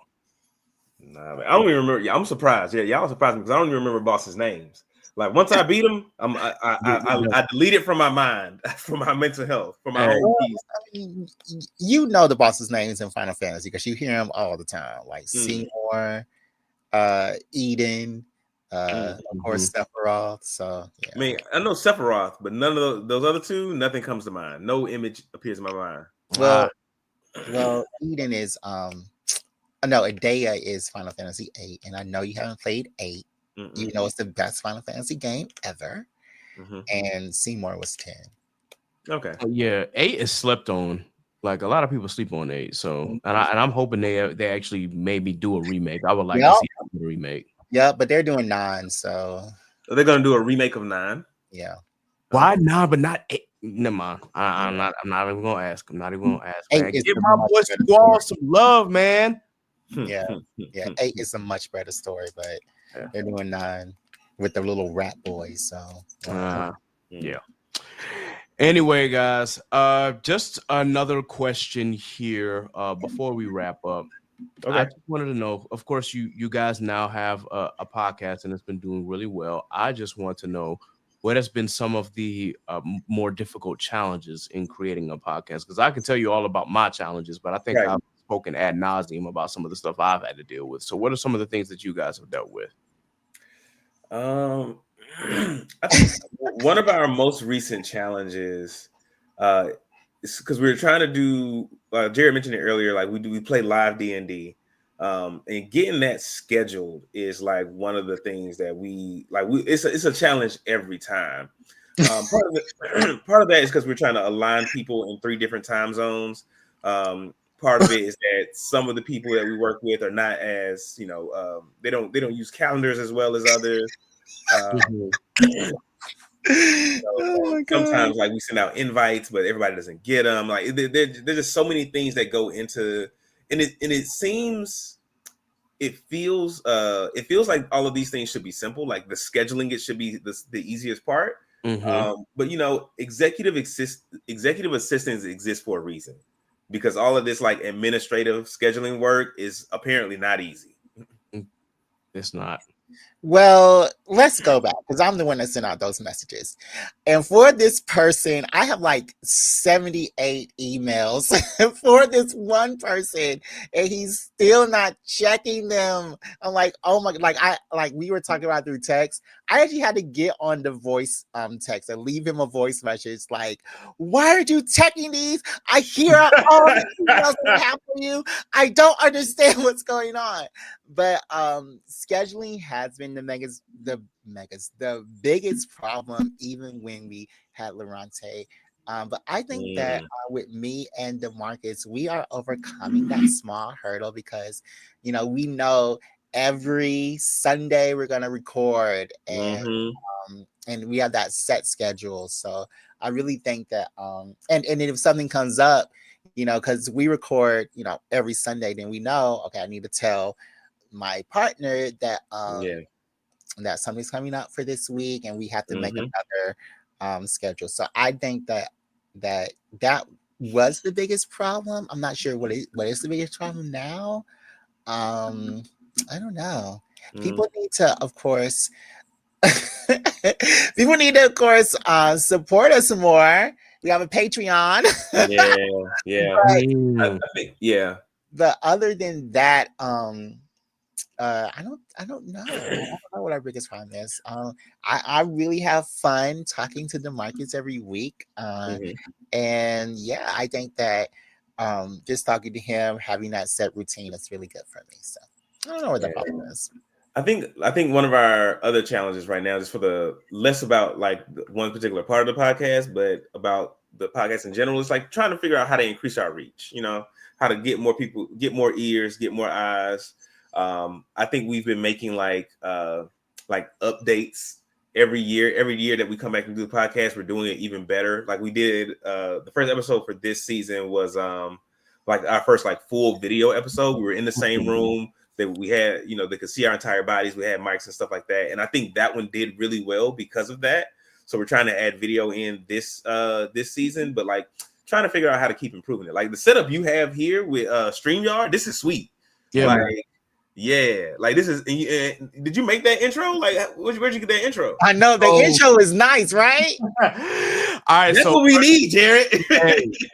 So shout out to Tyrone Leak, my line brother and Sticky. He was the one who made the song. So when it came down to like the video itself, what I did was I had to take like clips of all the recordings that I did from StreamYard, and then what I did was I used a video editor. And I was trying to figure out what would do best for like an intro. So here's the thing. I went on Video Boat to like trying to find like a good video format that I could use. Now I was trying to only just like pay once a month and then be done with it. I accidentally ended up paying it for a whole year. Go figure. Paying for a StreamYard or paying not StreamYard. No, that's still once a month. But for Video Boat, there was this opportunity where I could like pay $25 a month just to like use like the basic functions of their video editor. And I was just like, oh, okay, well, I'm just going to use the basic functions and be done with it. And I'm going to, not use it anymore after that. And I was going to pretty much end my membership, quote unquote. Just like, all right, yeah, just be sure I unsubscribe. The only problem was that I accidentally hit the one that said pay for a whole year. Shit. I was doing too much at one time. And I'm like, damn, that's like it's $250 I just spent on this shit. So I'm like, you know what? I got it for a year. Let me just go ahead and use it to the best of my ability. So then I found that format, and I'm like, all right, well, then I just started plugging in and editing the actual videos where they belonged and what clips I wanted, using that particular format, and then typing in words and things like that. So, and then of course I added the music track to the back of it. So it definitely, that's how I did mine. Now, of course, you can always use, third-party sources if you want, or you can find, someone professional to do it. It's up to you. But that's just how I, came across it. And it's just like when I ended up paying for it, it's like, well, gotta make the most of it and gotta make use of it since I have it for a year. Right. So that's kind of what I did as far as the intro, and the same thing with the outro as well. Yeah, so send your intro to us, and what we'll do is that we'll just, every time he says chaotic culture, we'll say Black Geek Energy, and we'll make that our intro. Right. Wow. Different people, different guests, different topics, but hey, we're gonna make it work. That's fair. I'll show y'all which one that I used then. So really and truly, man, that's really all the questions that I had, unless there's something else that y'all wanted to talk about, because again, this was highlighting y'all, and I definitely wanted to be sure that I got a chance to speak with y'all, have conversations with y'all, and just overall have a good time, because we have been talking about doing this for a while. It's just like, dang it, Jared finally got on my ass. It's like, hey, we need to be part of this episode. And I'm like, I keep saying yes, and in the back of my head, I'm like, you know what? Let me just go ahead and go ahead and schedule it. Yeah, let me go ahead and schedule it, especially around Black History Month, because it's like, yo, what better time than to Martin Luther King and I said Rosa Parks, Malcolm X. Oh, okay. He said Black person for every gunshot. So, I had to make sure that I invited a Black podcast here, because again, we are celebrating Black culture and celebrating all of our Black folk who are doing things outside of just the typical 9-to-5 and doing creative things to keep themselves, not only keep themselves busy, but things that they enjoy. So this was a chance to highlight y'all, and I definitely appreciate y'all. Once again, for my audience, this will drop March 4th, because of timing issues. But again, we're recording during Black History Month, so happy Black History Month. I'm Viola Davis and Lil Nas X. That was random, but he was ready. I was not expecting that Lil Nas X one, but Yeah. Anyway, guys, are there any creatives, Black business owners, or artists, Black artists that you guys want to give a shout out to or highlight? People that you know, obviously. Oh, well, there are we do know people, but I think before we talk about that, we want to talk about someone who's like near and dear to our podcast, and they support us in a way that helps us have more things to talk about. Jared, do you want to tell KJ's audience about MoviePass? It's a sponsor. Okay. RuPaul, Charles, and another Black person, Kiki Palmer. Kiki Palmer. Okay, yeah, MoviePass is a subscription service for if you would like to see the movies. Movies are so expensive nowadays. Like, you go to movies, it costs $20 for one person. Well, guess what? You pay this one price of $10 and you can go to movies for the whole month. So yes, that's a little bit about MoviePass. Yeah. I don't really do this part on my podcast. So I'm not good at this, but yeah, MoviePass is a great. MoviePass is great. Cool. Shout out to MoviePass. Okay, yeah. So let's see who we want to put him on. I know we've had. I forget his name. His last name is Becton. We've had him on our podcast. Damian Becton. Great. Wow. Great comic book writer. Who else have we had on there? Jared. Kevin Grievous. He's famous. Yeah. Does he need a shout out? He doesn't need a shout out. We'll shout him out. The creator of Blue Marvel and the writer of Underworld. Also had Mariwa, who is the current writer of the Storm comic book series. Is it Adebayo? Mariwa Adebayo? Yeah, yes, Mariwa Adebayo. But yeah, those are just a few of the Black creators that we've had on our show. I would also like to shout out some of the Black creators that help us. Her stage name is Music by Napalm. We know her as Lauren. Okay, that was one. You don't have to name anybody. We just name Lauren. Oh yeah, Lauren. Okay, great. Okay, so Lauren, who is a Black History Month pioneer. Yeah, that's right.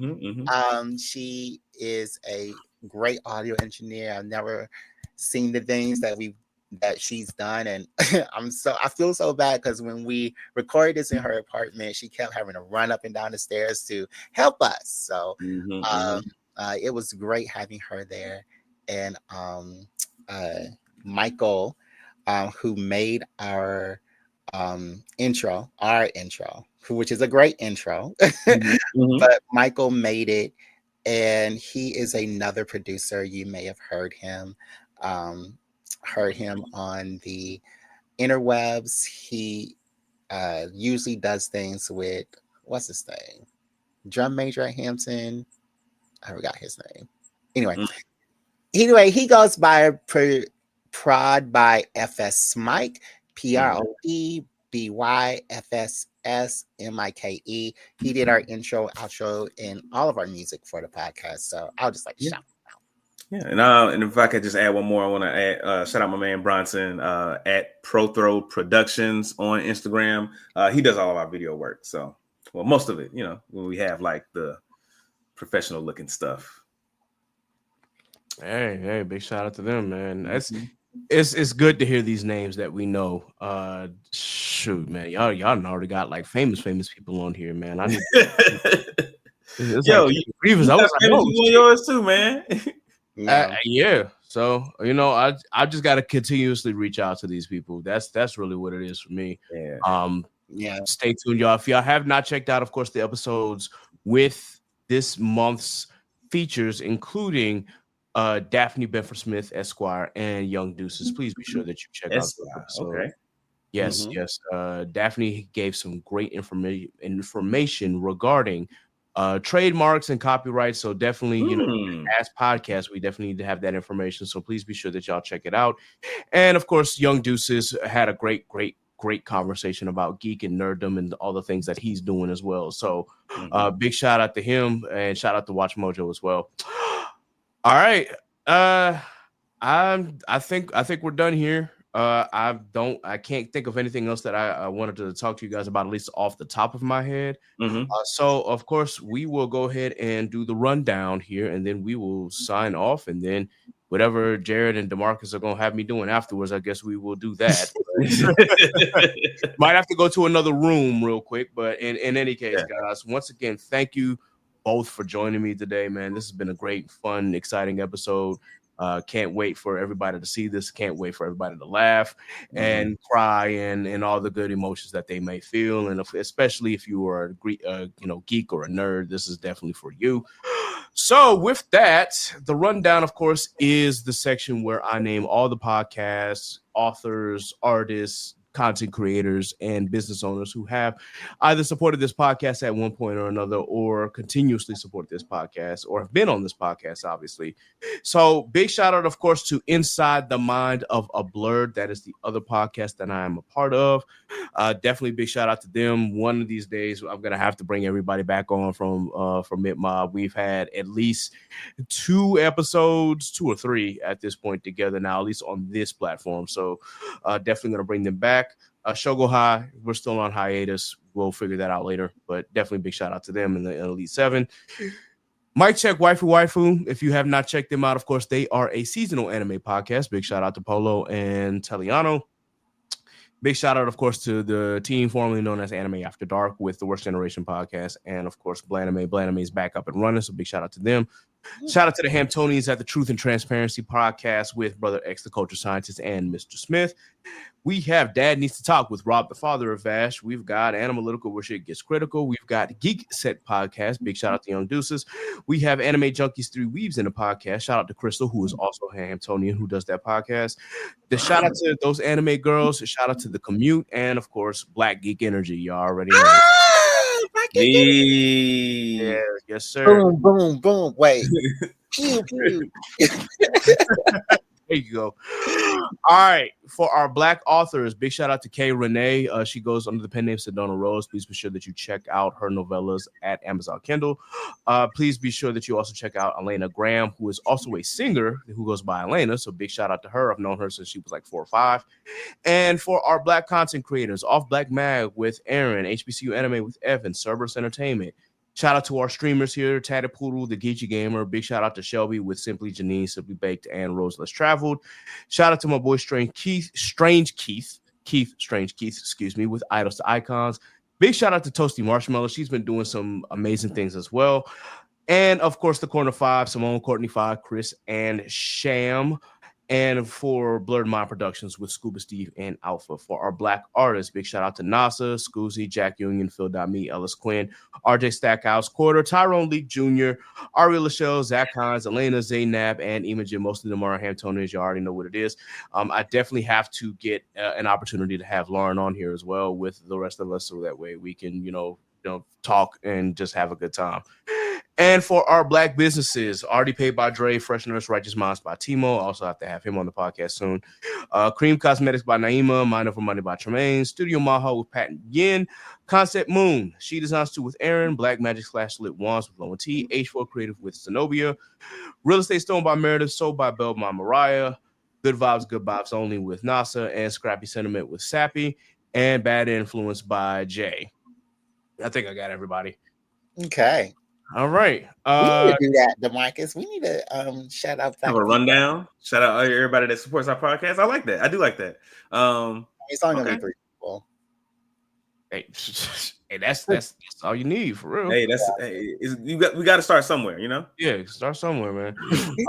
How can everybody follow you guys? Oh, well, you can follow us. Hold on, I actually have this written down, so I think I need to pull it up. You can follow us on Instagram, Black Geek Energy, Facebook, Black Geek Energy, Blue Sky, Black Geek Energy, TikTok, Black Geek Energy, YouTube, Black Geek Energy, Twitch, Black Geek Energy, Threads, Black Geek Energy, Twitter, BGE_pod. And of course, we do have a Patreon where DeMarcus just talks about stuff, and he usually gets on my nerves. So, yeah. Yikes. And I think that is fun. If you look at it, it's all something that DeMarcus has failed at. That's the names of each show. So yeah, our podcasts are very fun. Way to throw him under the bus at the end of the episode, Jared. Great job. He did it to himself. You get 3 for that one. Goodness gracious. Okay, y'all. Be sure that you like, share, and subscribe to the Chaotic Culture Podcast on your favorite DSP. Please subscribe to the Patreon for early episodes and bonus content for the pod. You can subscribe at any of the 4 levels. Once again, we appreciate your support. You can follow us on Facebook at Chaotic Culture Podcast. You can also follow us on Twitter/X at Chaotic Culture 1. If you decide to follow that Cooked app anymore, you can follow us on Blue Sky at Chaotic Culture. You can follow us on Threads and IG at Chaotic Culture Pod. I am not on TikTok, unfortunately, so you won't see me there yet. I'm still debating on that, but we'll see where it goes.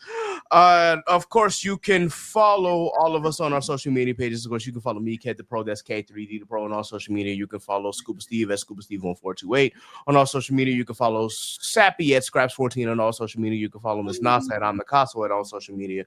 You can follow Law at L.JR_96 on IG, and you can follow him on X/Twitter at Law96_. And of course, you can follow Jay at Jaylee Trey on all social media. Once again, thank you to Black Geek Energy for joining me today for a very special episode. Once again, happy Black History Month. Y'all already know what time it is. We are rounding it out and we are ending it with a bang, literally.